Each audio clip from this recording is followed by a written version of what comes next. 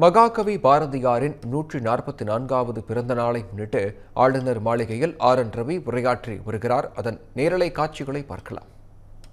Vinod Subramaniam Bharati, a great poet, great person of literature, great revolutionary freedom fighter, who did so much for removing the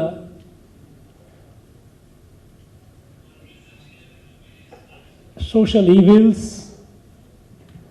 who worked so hard for bringing the gender parity, upliftment, empowerment of women.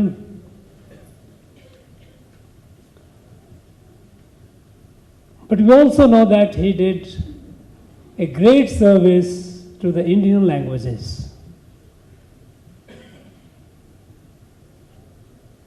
And it is because of this service that he did to the Indian languages, Bharatiya Bhasha, that day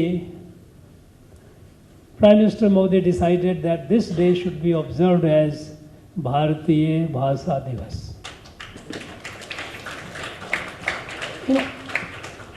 This aspect of his, that what he did for the languages of Bharat, during the colonial period, the British had utter contempt for Bharatiya languages. Deliberate. It's not that they thought it was not worthy of respect, but they wanted to kill the sense of self-respect of people of this country, to destroy their sense of pride. That this began downplaying, ridiculing Bharatiya languages. In fact, they never called a Bharatiya language as a language. They always called it vernacular.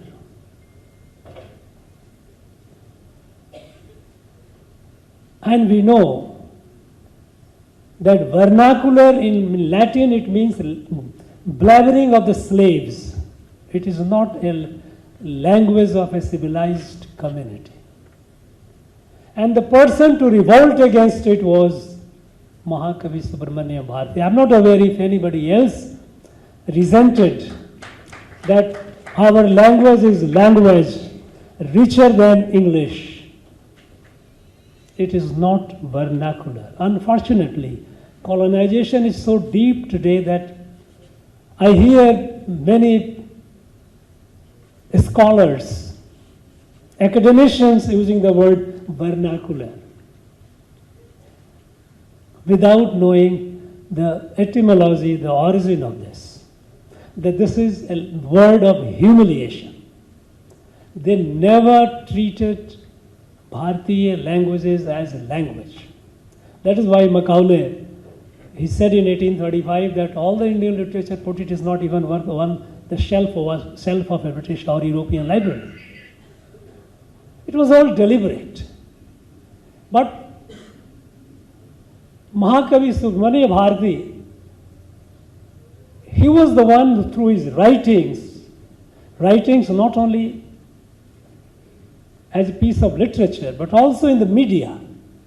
He wrote a number of columns in several English magazines as well, including Hindu, where he refuted, when at the time J.C. Rollo, principal of Pachayappa College, was on a campaign to say that Tamil is a very, very incompetent, incapable vernacular. It is not capable of expressing the philosophy, the thoughts of philosophy, and moreover, it just cannot express the ideas of science and technology. And that very time, he wrote number of pieces in the Hindu, where he tore apart J.C. Rollo bit by bit, saying that Tamil is far more capable. Its philosophy, its literature is far more deeper than English.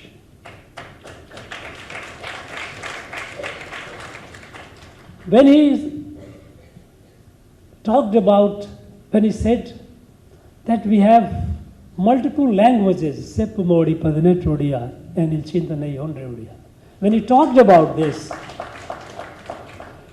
he meant it. It was not just a polemical or inspirational statement to unite the people. The fact remains, and many speakers have spoken here, how the shared thought ran through all the bhashas, all the languages of Bharat.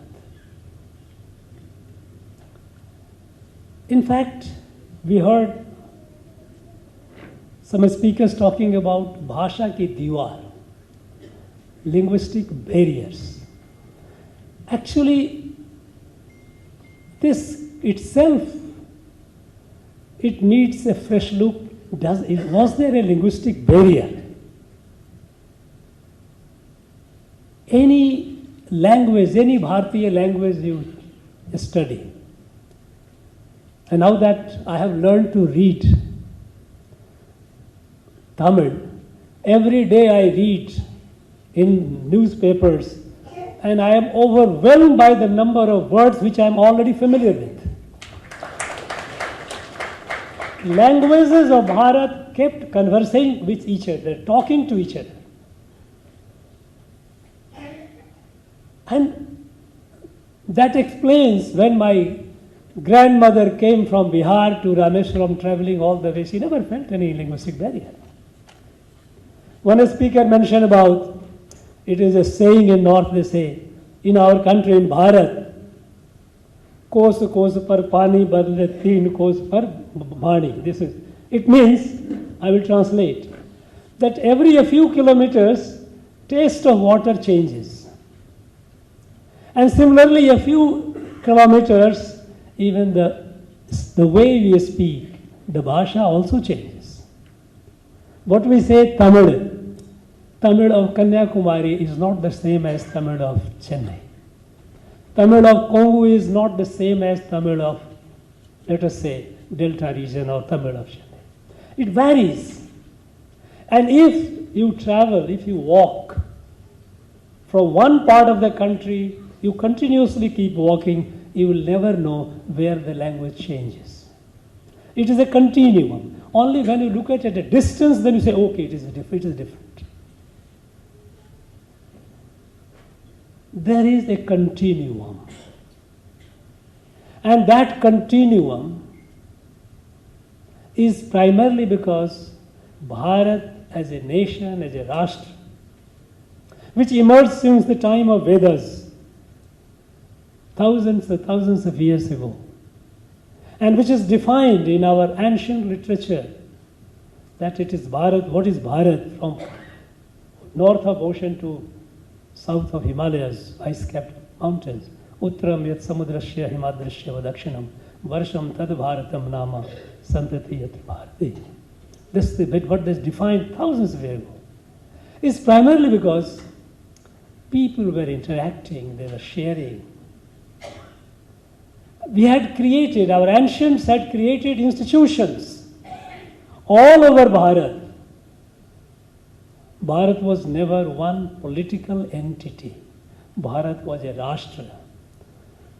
It was created by our rishis with their hard work, with our poets, with our saints. It just defined how Bharat emerged in Rig Veda itself. They created institutions, some of the prominent institutions being 12 Jyotirlinga. They are all different parts, Rameshwaram, Dwarka to Puri, all over different parts of the country. 51 Shakti Peeth, as eastern as Tripura Sundari in Tripura, Kamakhya in Kamrup, and all over the country. 108 Divya Desham, all over. And all these institutions belong to everyone, all Bharatiyas.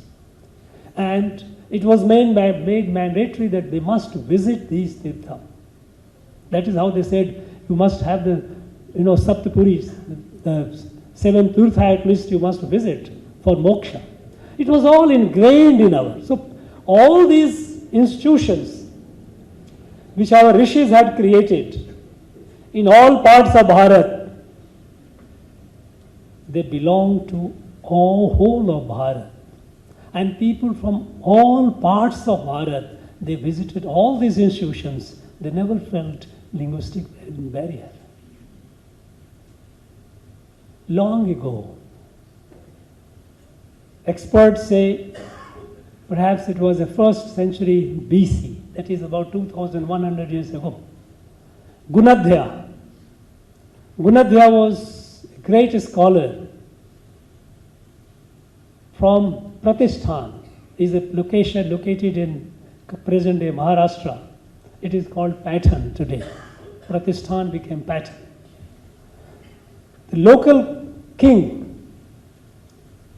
when this great scholar wanted to compile the folk tales of entire Bharat,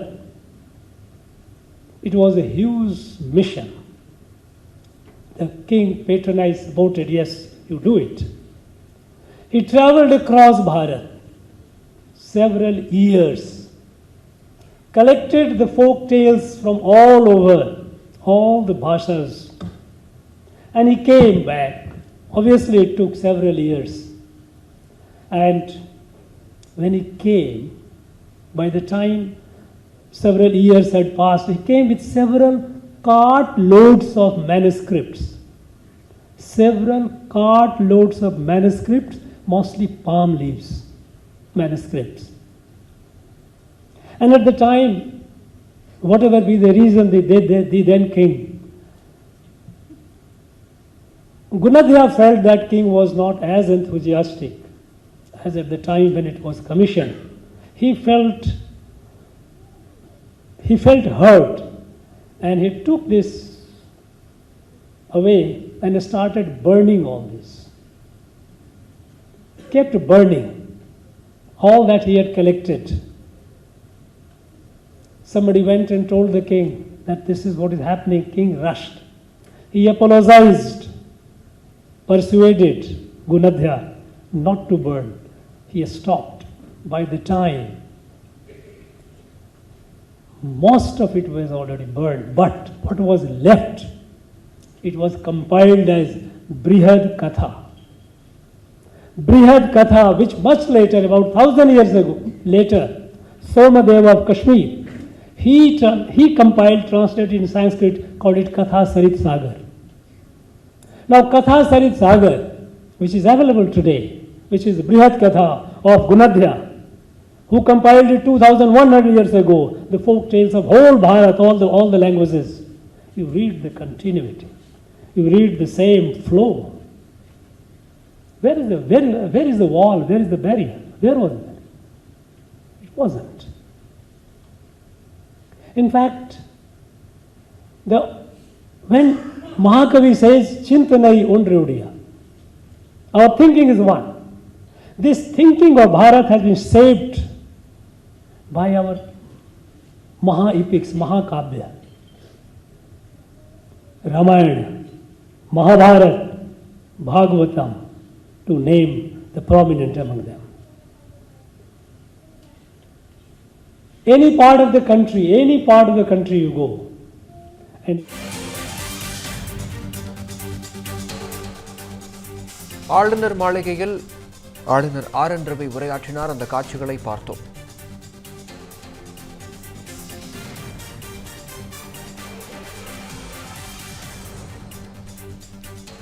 Years of trust, a revolution of gratitude, 100% assured appreciation. With gratitude, G Square oda 13th year anniversary offer plot villa apartment edu book pannalum 25 வருஷத்துக்கு power இருக்கும் ஆனா EB bill இருக்காது. Up to 5 kilowatt solar panels with no additional cost oda கிடைக்கும். Zero EB revolution. To book, call 8939710009.